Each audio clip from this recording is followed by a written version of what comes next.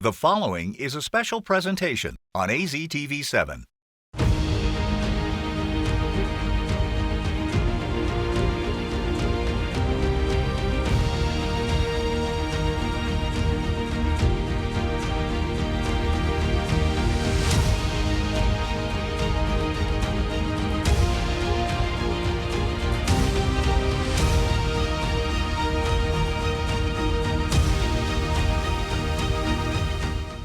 Welcome to Before You Vote. I'm Mike Broomhead.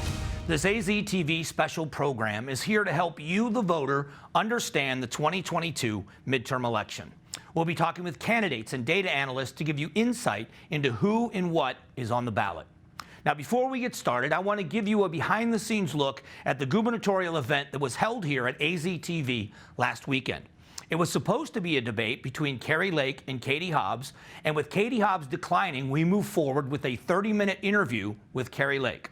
I was given the opportunity to moderate that interview. I want to say thank you to Clean Elections for allowing me to do that, and I want to thank the full team here at AZTV for making it a very successful and I think informative event. I hope you'll go online and watch it, because getting answers to what candidates will do is what this was all about. It wasn't about partisan politics. It was about information for all Arizona voters, and I hope we were successful at that. Now, today, we're breaking down two different sections that you will find on your ballot. First, we'll be looking at the Corporation Commission race. Now, the Corporation Commission's role is to not only control utility rates, water rates, pipelines, railroads, they also register all corporations right here in the state of Arizona. We will be discussing all four candidates and talking about what you need to be aware of before you place your vote. Plus, William Auther, Vice President of Judicial Performance Review Commission, is in studio talking about the Arizona judges on the ballot. We're going to be taking a look at the people you are voting for and whether you give a yes or a no vote for the judge, and explain why voting on these judges is so important. As well, we are going to show you what you should be looking for when you make that decision. Plus, Mike Noble is back in our Tracking Arizona segment. We're taking a look at all of the polls to find out who is ahead in the top 6 races. Stick around. We're bringing you all the information you need to know. We'll be back in exactly 60 seconds.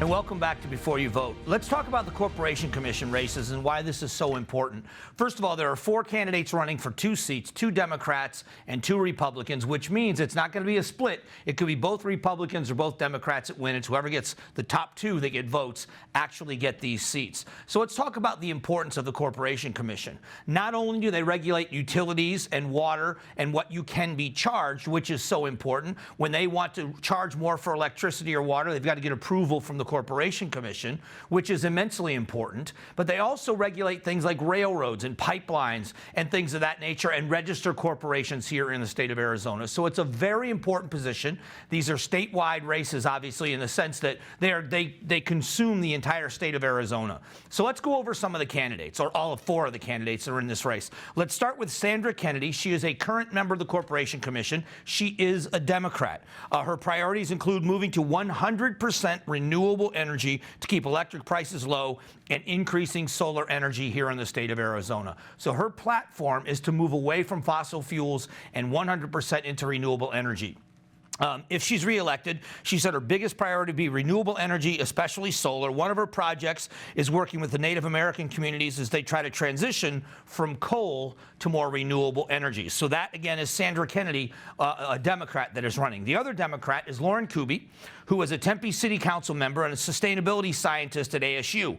She also says her top priority will be raise the state's renewable energy standard to be 100% renewable by 2035. Now, that is right in line with what the Biden administration says they want to do with the country. We also know California is trying to be on a track like this as well, that they want to be 100% renewable by 2035. They said it can be done by expanding rooftop solar technology, reducing rural communities' dependency on coal-generated electricity. So both of the Democratic candidates kind of running parallel in how they are running their campaigns and what their priorities are. Let's look at the two Republicans. First is Nicholas Myers. He's experienced in software engineering and water delivery. He currently serves as a policy advisor to one of the corporation commissioners, Justin Olson. He says his campaign on affordable, reliable utility service, he said he would preferably repeal the existing renewable energy standard that the commission passed in '06. Now, this rule requires regulated electric utilities must generate 15% of their energy from renewable sources by 2025. He believes that is adding to the expense of electricity in Arizona. Nick Myers says he's motivated to keep utilities focused on the grid reliable and ensure every Arizonan has access to reliable, affordable energy, water, and gas. Finally, the last candidate is also a Republican. His name is Kevin Thompson. He's a Mesa City Council member. He owns a government consulting firm. He's looking to keep, and I'm going to quote, keep utility rates low by keeping the Green New Deal and California-style policies out of Arizona. He wants to eliminate mandates and subsidies, which he believes will lower utility rates across the board. He especially wishes to end the subsidies and mandates promoting renewable energy. So when you look at these candidates, all four of them, you've got the two Democrats that want to focus on moving completely to renewable energy by 2035, and the Republicans both paralleling each other, saying we should get rid of some of these energy standards and drive down costs now.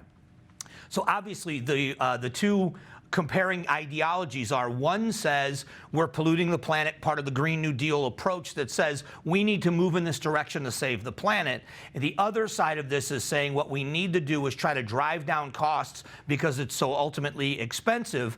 And it isn't so much about climate change. It's more about making sure that people can have affordable electricity and gas here in the state of Arizona. It's going to depend on where the voters side on this. If there are people here that believe that climate change is the #1 issue that the world and America is facing, they are going to lean more toward these two Democrat candidates. And I think there's a very good chance here that you're going to see two, that would be either the Democrats win across the board or the Republicans, because all of these policies are so separated by party lines. It's going to be interesting to see. And the big thing about this is the direction the state of Arizona will go when it comes to renewable energy. So that's what these races are all about. And I hope it was helpful to you as you become an informed voter. We'll be back here in a moment on Before You Vote. Coming up next, we're taking a look at polls. Find out who is ahead for each of the top 6 races. And later in the show, I sit down with the Vice President of the Judicial Performance Review Commission, showing you what you should be looking at when you make your decisions on judges. This is Before You Vote.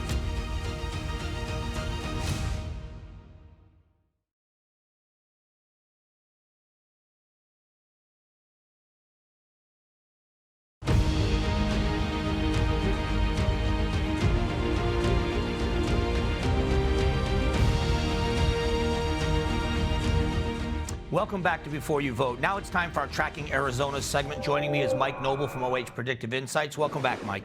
Thanks for having me back, Mike. Let's go over this polling data for all 6 of these races, starting with the U.S. Senate race. The most recent 538 polling has Mark Kelly up 47.8, but Blake Masters has made a significant close to 43.4. Is that accurate in your mind? What do you think about this? It is accurate. And what's so interesting about this U.S. Senate race is that it went from a sleeper race where a lot of folks wrote off Republican Blake Masters, but actually in the last few weeks, he's really closed the gap, and even Cook Political Report that had it as a lean Democrat race now moved it back up into the toss-up category. So those fundamentals have shifted, and he's really consolidated his Republican base, and this is now a competitive contest. One of the polls showed with a pretty significant number of votes going to the Libertarian candidate, which is unusual. They usually poll somewhere around 5 or 6%, but I think that poll showed around 15. Were those protest votes? What was that? Yeah, at the time, Blake Masters, he was very upside down when it came to his image and likeness. He had about a -11 favorability compared to Mark Kelly, who was +5, because he's just been getting hammered by advertisements with that imbalance there. And so with the Libertarian, it was kind of more protest votes, but we've seen that base has really come home, that Blake Masters has partnered with like Carrie Lake, who the Republicans have really lined up behind. And so he's really finally brought that base home. And with the fundamentals changing with the economy, it has made this race much more competitive.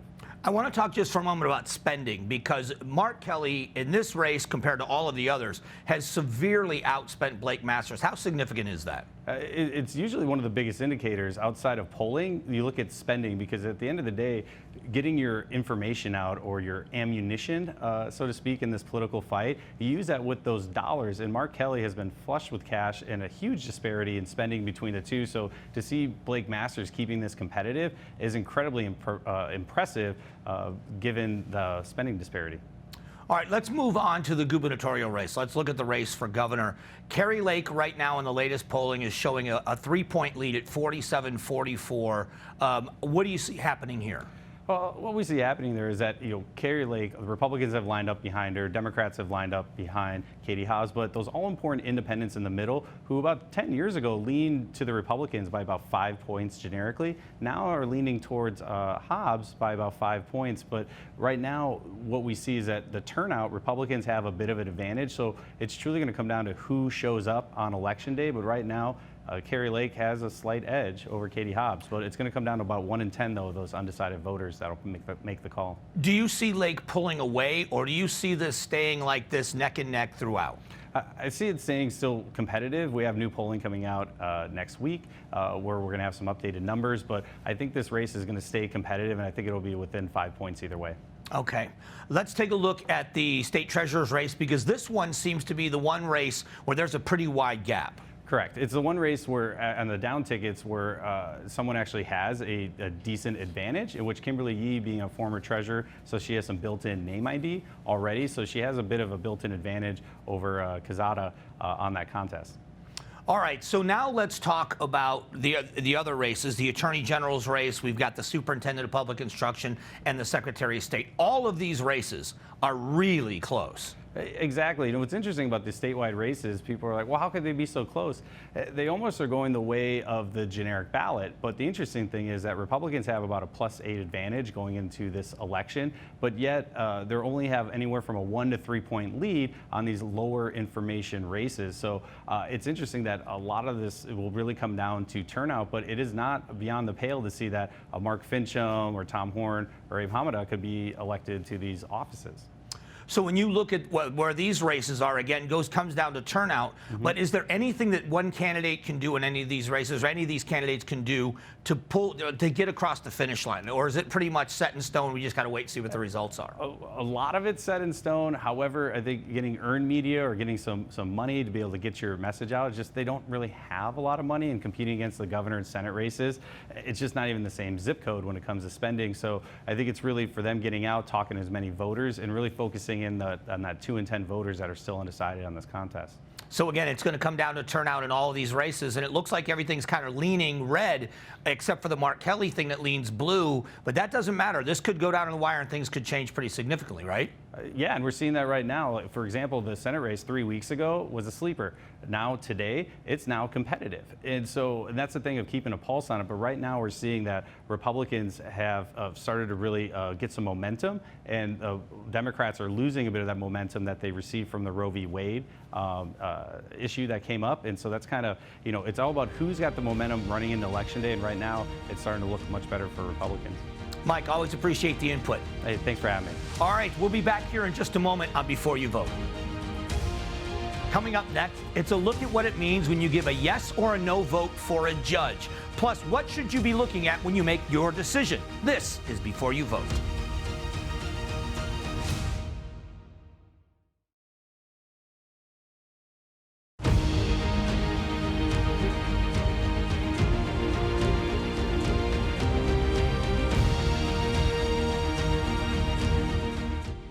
Welcome back to Before You Vote. Biggest question we always get are, what about the judges? What do you know about the judges? We're about to find out. Joining us right now is Will Auther. He's the vice president, the Arizona Commission on Judicial Performance Review.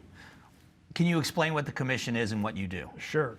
Thank you for having me. So the commission is a 34-member commission appointed by the Arizona Supreme Court. The commission is comprised of people from all around the state, from all types of backgrounds. Most of the members are public members who have no legal training or education. There are a few number of judges and a few number of lawyers also on the commission.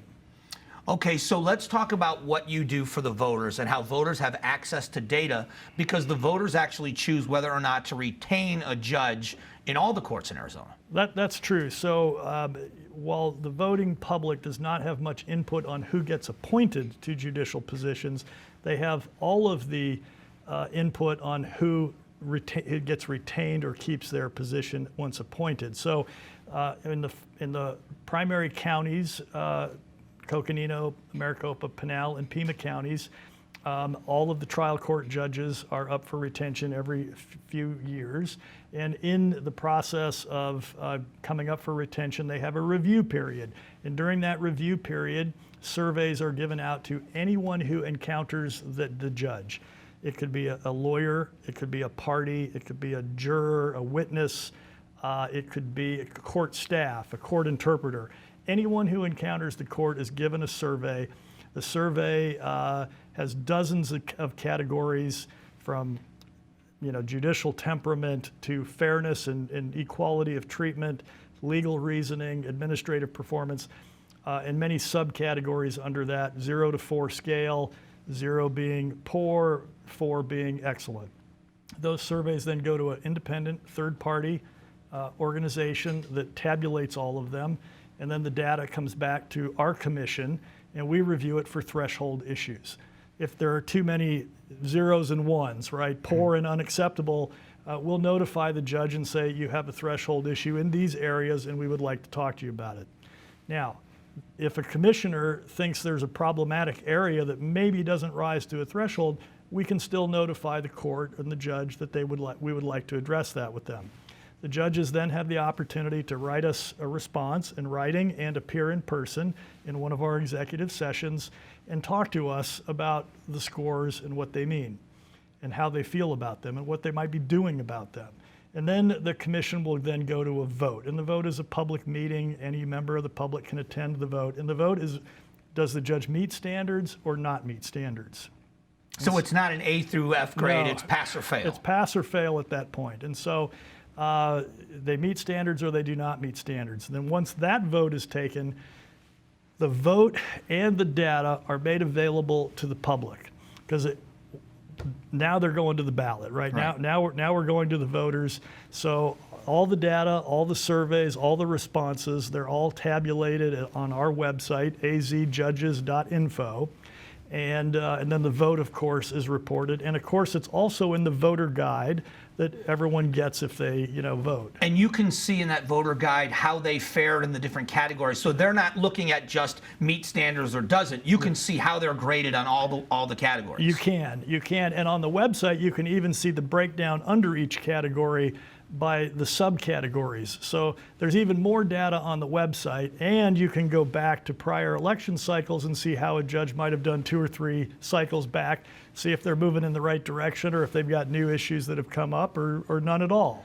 Now, in the survey, is the survey kind of like a secret ballot, or do you know it's a defendant, or do you know that it's a prosecutor? Is it just everybody gets a survey and there's no name or identification of how they were affected by the court? The only identification is whether they were a party or a juror or a witness or a lawyer. That's the only identification. So we know we might have 80 survey responses. We might have 10 from lawyers, 20 from jurors. We can know that much. Is there any weight given to those based on who's responding? No, it's all straight across the board. And we look at threshold issues for each category and each category of person responding. So it all comes out in the threshold issues. So why is this so important for people to know? Because you have to get asked the same question. It's the one category people are the least educated on. Right. But it seems to be, as we're talking about this, one of the most important. Well, it is, and the data is there to be informed. And that's the point of why we're doing these things, right? To let people know what they can do. But there are 2 main reasons why this is so important. And it's easy to forget that the judiciary is one of our 3 branches of government. The public has very little input as to who gets appointed to the bench to serve these judicial positions, but they have all of the input on who stays. Okay. And so it is, to the public's benefit to understand the system and to be voting on a high caliber of judiciary because it's one of our 3 branches of government. But also, they have a lot of self-interest, because let's face it, all of us in our daily lives at some point in our lives may have to resort to the courts for probate issues, estate issues, criminal issues, or just general, litigation issues. You have a car crash. And it is incumbent upon the voters to be informed so that when they have to resort to the courts, they can rely on a fair and high caliber judiciary. I appreciate all the information on this. It really is valuable. Well, thank you. One more step to be an informed voter. Make sure you do it. We'll be back in a moment on Before You Vote.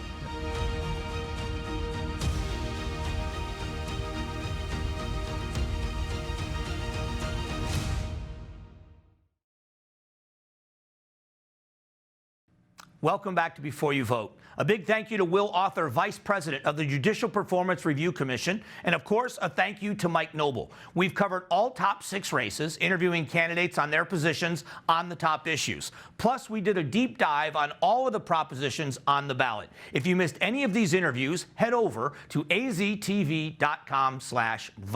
Voting is underway, but remember, if you have a mail-in ballot, you must have it mailed in by November 1st. Otherwise, you can take your ballot to any ballot drop-off location or voting location on November 8th.